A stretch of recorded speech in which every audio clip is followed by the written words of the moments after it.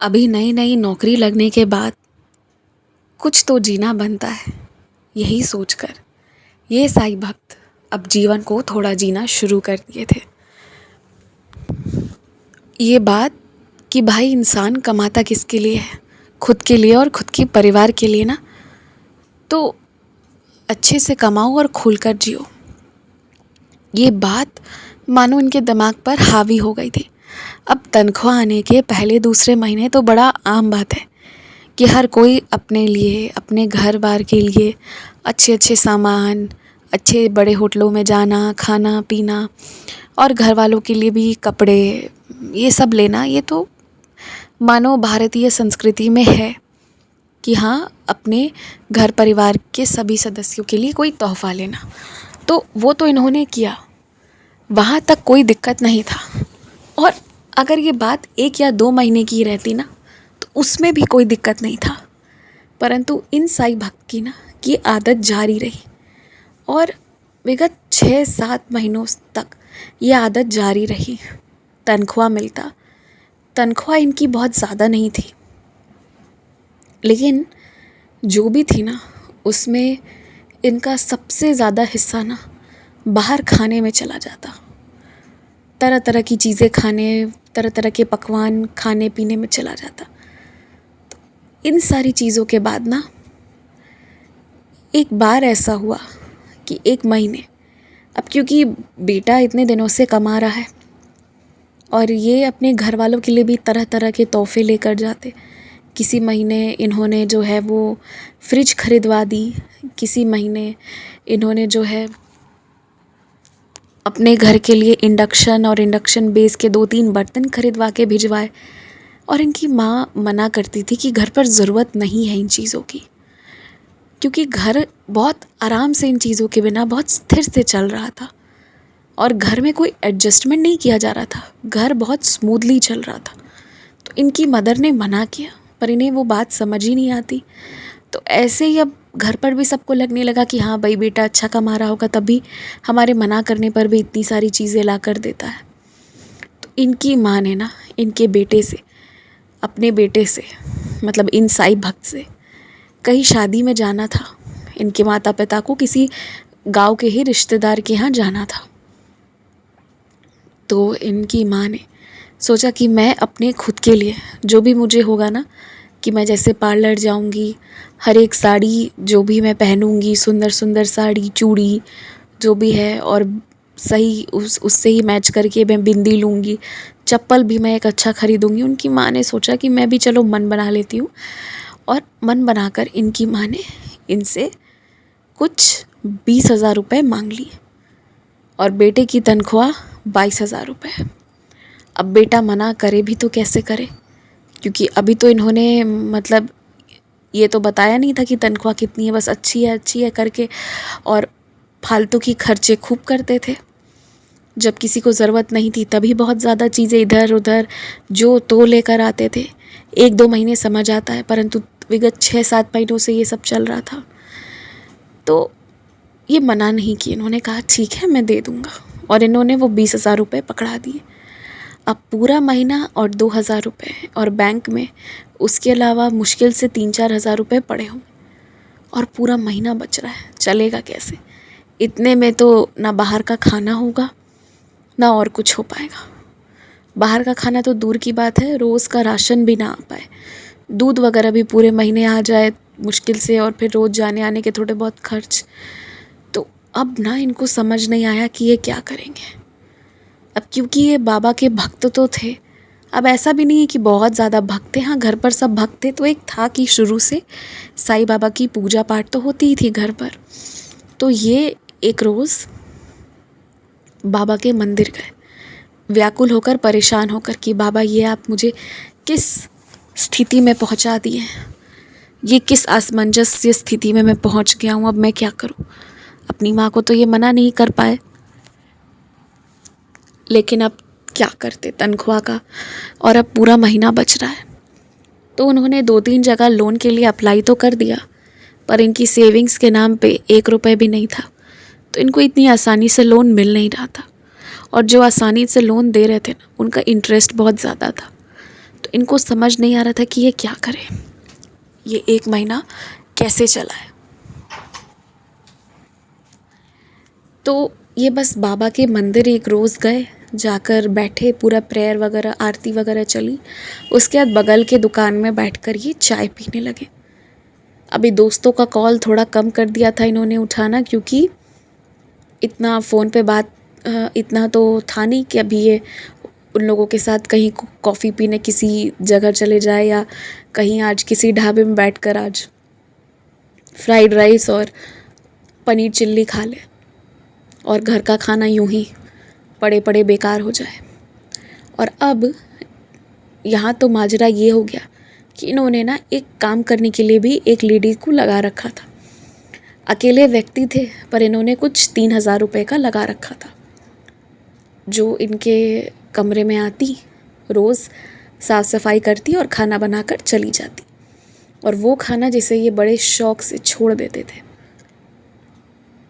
बाबा की बहुत कृपा से ना इन्होंने एक सिंगल रूम ले रखा था, जो इनको मात्र 2,000 का पड़ रहा था।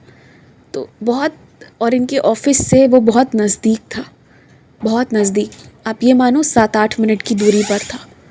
तो इसलिए इन्होंने वो ले रखा था। लेकिन इन 7-8 मिनट में भी ना सुबह देर से उठना, हड़बड़ा कर नाश्ता करना, इसमें इनका इतना देर हो जाता कि इन 7-8 मिनट के लिए भी कई बार ये रिज़र्व ऑटो से जाते या रिज़र्व बाइक से जाते, और एक एक बार का, जहाँ 5-7 मिनट बस चल के जाना था, वहाँ एक एक बार का कभी 50 रुपये, कभी 60 रुपये, कभी 70 रुपये, इस तरह से देते थे। अक्सर 70 से 80 के बीच में देते थे। तो ये सारी चीज़ें इनकी चल रही थी, और ये सोचते थे अरे हाँ कमा किसके लिए रहा हूँ, अरे हाँ कमा किसके लिए रहा। तो ये सब आदत इनको बंद करनी पड़ी। इन्हें अपनी सबसे बड़ी दिक्कत तो ये हो गई ना कि जिनको इन्होंने काम पर लगा रखा था, इनको उन्हें आने के लिए मना करना पड़ा। दोस्तों के कॉल्स उठाने इन्होंने बंद करे। अब उस रोज़ जब ये बाबा के मंदिर से निकल के चाय दुकान के पास आकर बैठे ना, चाय पी रहे थे, तो उसके ही बाद आरती होने के बाद कुछ वक्त बाद जब ये पी के पैसे दे के निकल ही रहे थे, तो पंडित जी आ गए। तो ये वापस पंडित जी के बगल में बैठ गए। थोड़ी देर बाबा की बातें हुई, उन्होंने भी कुछ बाबा की लीलाएं का जिक्र किया, कुछ कुछ ऐसे थोड़ी देर बातें होती रही। फिर कुछ देर बाद इन्होंने पंडित जी से पूछा कि आप क्या हाथ देकर बता सकते हो कि मेरा कब टाइम अच्छा होगा या कुछ भी। तो पंडित जी हंसे, उन्होंने कहा नहीं, मैं तो बाबा का पुजारी हूँ, तो ये सारी चीज़ें मैं नहीं करता, और ये सारी चीज़ों में मेरी रुचि भी नहीं है। तो इन्होंने ना, फिर पंडित जी ने थोड़ा पूछा, ज़्यादा इंसिस्ट नहीं किया, थोड़ा ही पूछा, पर इन्होंने अपनी सारी बातें बता दी, और ये भी बताया कि हर एक जगह जहाँ ये लोन के लिए अप्लाई कर रहे हैं, हर जगह इनका लोन भी इनको नहीं मिल रहा है। और कोई दोस्त इनको, अभी तो क्योंकि शहर आए हार्डली 6-7 महीने हुए थे, तो यहाँ कोई मित्र ऐसा था नहीं जो इनको लोन दे दे। वो लोग भी एक तरह से मना ही कर दिए थे। सबकी फ़ोटोज़ आ रही थी इंस्टाग्राम पे, सबकी फ़ोटोज़ आ रही थी कि कोई इधर खा रहा है, आज यहाँ जा रहे हैं, कल उस ढाबे में जा रहे हैं। ये थे तब भी वो ग्रुप था, ये नहीं है तब भी वो ग्रुप है, ये नहीं है तो भी 2 नए लोग जुड़े हुए हैं। लेकिन इनके उधार मांगने पर कोई ग्रुप में 5-6 लोग पहले से जो मौजूद थे ना, अगर सब 2-4 हज़ार रुपये की भी सहायता करते तो इनका वो महीना कट जाता। पर किसी के पास देने के लिए 100 रुपये नहीं थे। ऐसी स्थिति हर एक व्यक्ति ने, किसी एक का नहीं कहूँगी कि किसी ने नहीं कहा हो या कोई आगे बढ़ा हो, हर एक व्यक्ति ने ऐसे ही रोना गाना कर दिया। पर उनकी तस्वीरें तो कुछ और ही बता रही थी, और उनकी बोली हुई बातें कुछ और। तो ये सारी चीज़ें ये सब देख रहे थे, समझ रहे थे, पर ये ना उन लोगों को गलत नहीं मान रहे थे, क्योंकि अभी मित्रता इतनी पुरानी नहीं हुई है कि इतना भी ज़्यादा विश्वास कर ले। ये तो पहली बात। और उससे भी बड़ी बात, दूसरी बात वो ये कि ये लोग भी गलत नहीं है, ये सब भी नया नया कमा रहे हैं, तो इनको भी जीने का हक है। तो इसलिए इन्होंने उन लोगों को गलत नहीं माना, उनका बुरा नहीं माना।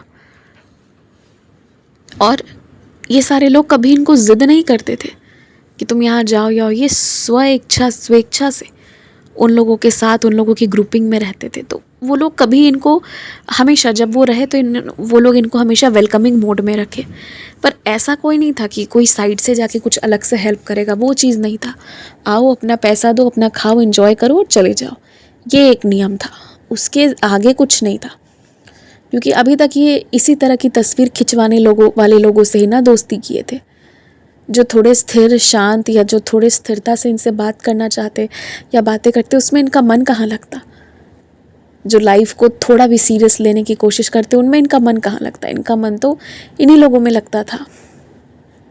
तो खैर इन्होंने कुछ नहीं, ज़्यादा कुछ नहीं, इन्होंने फिर उस दिन पंडित जी को बताया जो भी बात है। तो पंडित जी ने कहा कि बस इतनी सी बात है, हमारे यहाँ पर रोज़ एक भक्त आता है बाबा का, आप मुझे आरती के पहले बताए होते तो मैं मिलवा दिया होता, वो तो अब चले गए हैं, वो अभी भी आए थे, तो आप आना, वो आपकी इस चीज़ में बहुत सहायता करेंगे, आपको लोन मिल जाएगा।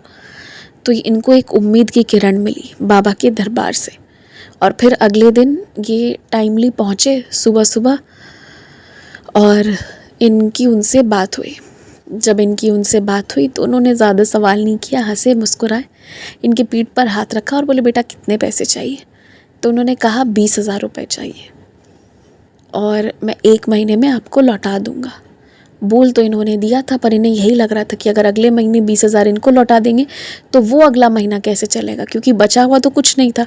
ये 20,000 तो इस महीने लगने वाले थे।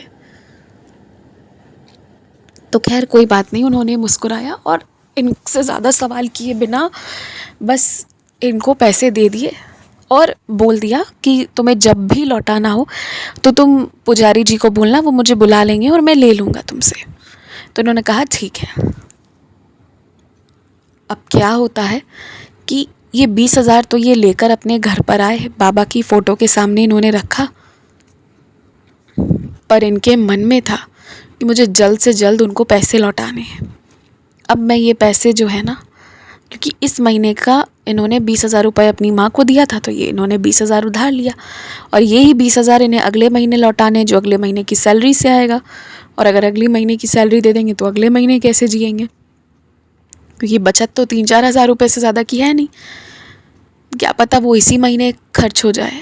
तो ये सब सोचते हुए इन्होंने ना बाबा के सामने बैठे बैठे बाबा से नज़रें मिलाई और बोला बाबा मैं एक डायरी पेन लेके आ रहा हूँ, आप मेरी हेल्प करो। इन्होंने 20,000 रुपये रखे वहीं पर। इन्होंने क्या करना शुरू किया कि इन्होंने अपनी हेल्पर को जो थी इन्होंने हटा दिया सबसे पहले, कि उनके जो 3,000 रुपये दे रहे थे वो नहीं देंगे। अब इनके मूलतः खर्चे क्या बच रहे थे, 2,000 रुपये इनके घर का किराया, और इन्होंने तय किया कि जैसे फ़ैन भी चला रहे हैं, कूलर भी चला रहे हैं, इस तरह से रह रहे हैं ना, इस तरह से अब ये नहीं रहेंगे, या तो फ़ैन चलेगा या कूलर चलेगा। और इन्होंने कुछ 1,500 रुपये बिजली बिल का रख ली। इस तरह इन्होंने 3,500 रुपये यहाँ पे रखे और कुछ इन्होंने 3,000 रुपये जो है वो इन्होंने रखा अपने खाने पीने, सब्ज़ी, राशन, ये सारी चीज़ों का। और इस महीना थोड़ा बचत करके चलने का इन्होंने सोचा। तो इन्होंने सोचा कि ये चावल और नमक ही ज़्यादातर खा लिया करेंगे, या फिर सुबह कुछ ऐसे हल्का नाश्ता, दूध पी लेंगे, नहीं तो साथ में कुछ ऐसे चावल सुबह भी बना लेंगे। तो इन्होंने वो सोचा। तो कुछ अभी 6-6.5 हज़ार का इन्होंने बजट बनाया और बाकी पैसे उसमें इन्होंने बाकी पैसे अलग रख दिए। आप यकीन मानो, इन्होंने इस पूरे महीने अलग से कोई ख़रीदारी नहीं की, कुछ नहीं किया। चावल ये अच्छी मात्रा में ले आए थे, नमक ले आए थे, और इनका गैस तो अभी पिछले महीने भराया था, वो था ही, क्योंकि घर पर ज़्यादा खाते नहीं थे, ज़्यादातर तो बाहर खाते थे, और इनका बनाया हुआ खाना अगले दिन जो काम करने आती थी वो लेकर जाती थी। तो इन्होंने जो है फिर वो क्या किया कि कोई दिन तो हद हो जाती थी, सुबह भी चावल, दोपहर भी चावल और रात भी चावल, इस तरह भी खाते। कभी कभी ये बाहर से 10-10 रुपए में पाव रोटी होती है ना, ब्रेड जैसी, वो ले आते, बन ले आते और बन खा लिया करते सुबह नाश्ते में। कई बार बन, और घर पर ही पहले पिछले महीने का लाया हुआ बटर था, तो वो बन और उसमें बटर और थोड़ी सी चीनी या कभी थोड़ा नमक डालकर खा लेते और चाय पी लेते। और दोपहर रात तो कभी चावल में सब्ज़ी फ्राई करके डाल देते, कभी चावल और कोई नमक के साथ खा लेते, तो कभी चावल और कोई सब्ज़ी बनाकर खा लेते। सब्ज़ी कम ही बनी, हरी सब्ज़ी पूरे महीने इनके खाने की नौबत नहीं आई। और कुछ 6,500 का इन्होंने बजट बनाया था। हर एक दिन पैदल जाते और पैदल आते। और साथ ही साथ इन्होंने अपने दोस्तों को भी मना कर दिया था कि ये किसी के साथ भी एक भी दिन ये कहीं नहीं गए। अब जैसे ही छुट्टी आती तो छुट्टी वाले दिन ये क्या करते, तो छुट्टी वाले दिन रहकर ना ये अपने घर की एक्स्ट्रा सफाई कर लिया करते, क्योंकि रोज़ रोज़ में ऑफिस जाने के दौरान इन्हें उतना टाइम नहीं मिल पाता कि ये रोज़ पोछा मारे। तो संडे के संडे इनके पोछा भी मारते, कपड़े भी खुद धोते और उसके बाद कपड़े आयरन भी खुद कर लिया करते। ये सारी चीज़ें संडे को ये अपने पूरे आगे 6 दिन का सारा यूनिफॉर्म रेडी करते।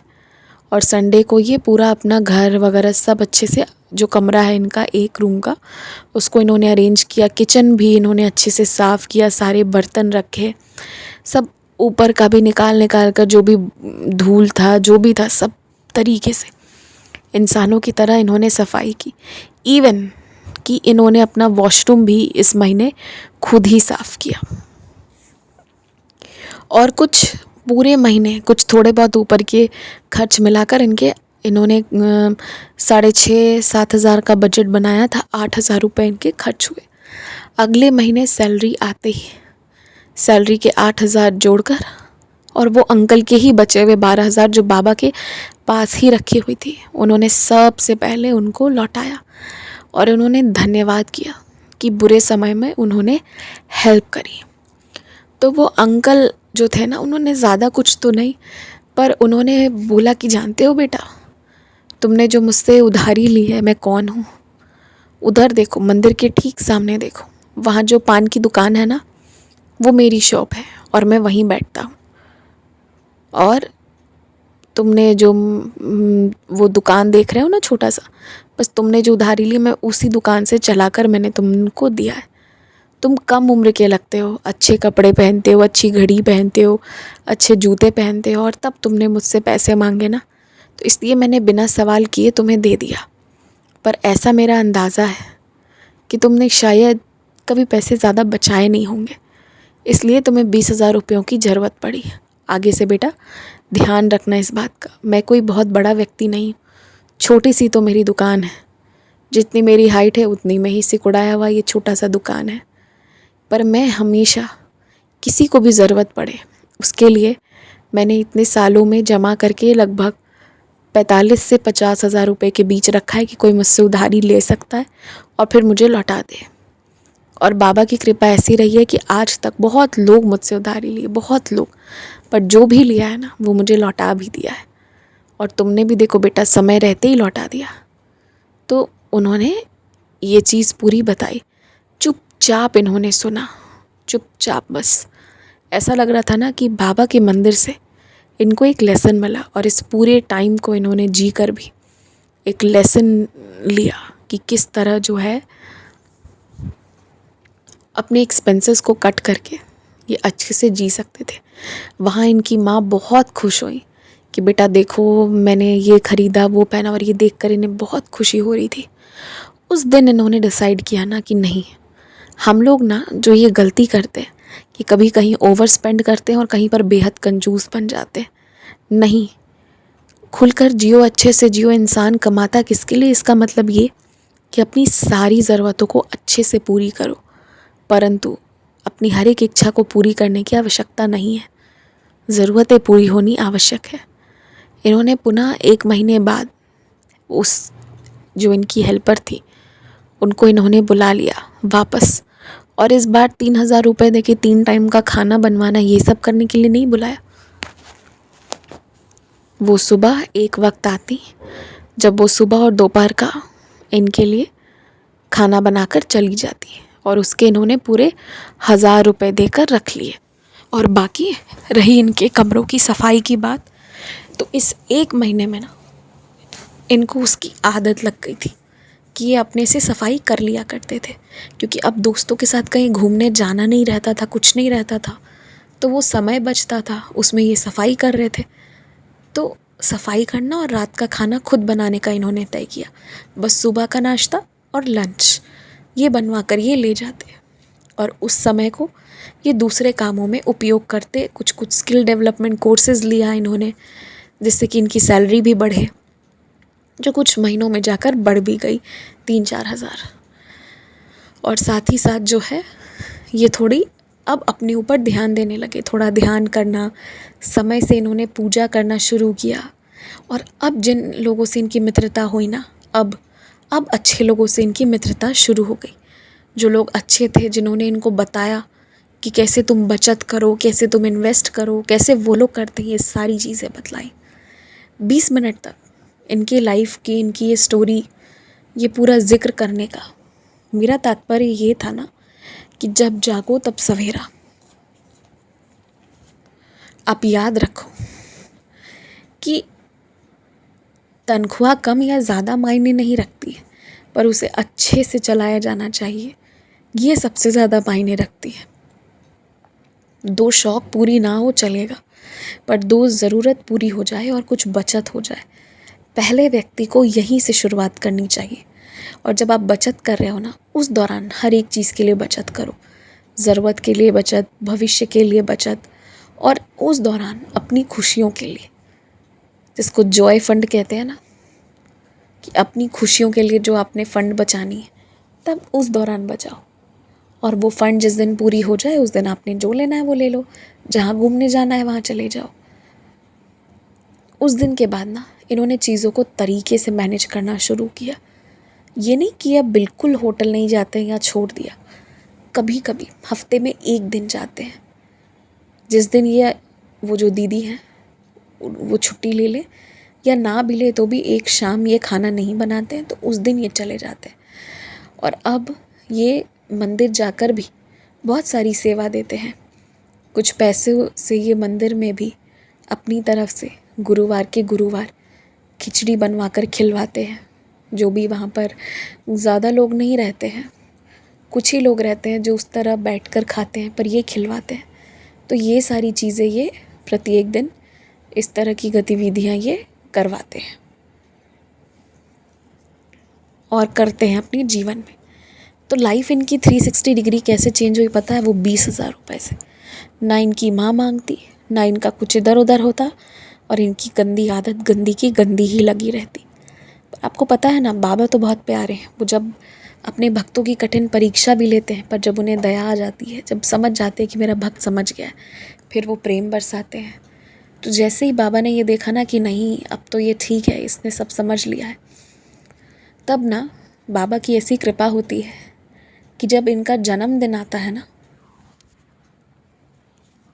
तब उस दौरान इनके नाना नानी की तरफ से इन्हें कुछ 10,000 रुपये मिले, जो इन्होंने पुनः अच्छे से सेव करके रखा, जो उनको बर्थडे के लिए मिले थे।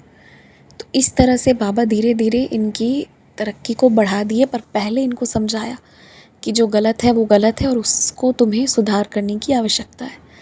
तो अपने बाबा की लीला ऐसी ही है।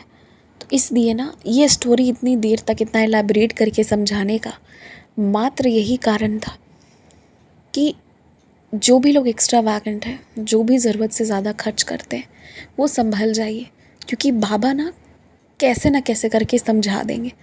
तो अगर हम खुद समझ जाएं और गलती ना करें, तो बुरी परिस्थिति कभी आएगी ही नहीं, जो हमें क्षण भर के लिए बुरी लग सकती है। पर वो होता है एक चेंज का टाइम, जो बाबा करवाते हैं। अगर हम पहले ही केयरफुल रहेंगे तो ज़रूरत ही नहीं पड़ेगी वैसे किसी टाइम के आने की। So be very careful about how you are spending, how you are living, और बाकी तो बाबा सब देख लेंगे। जय साई राम।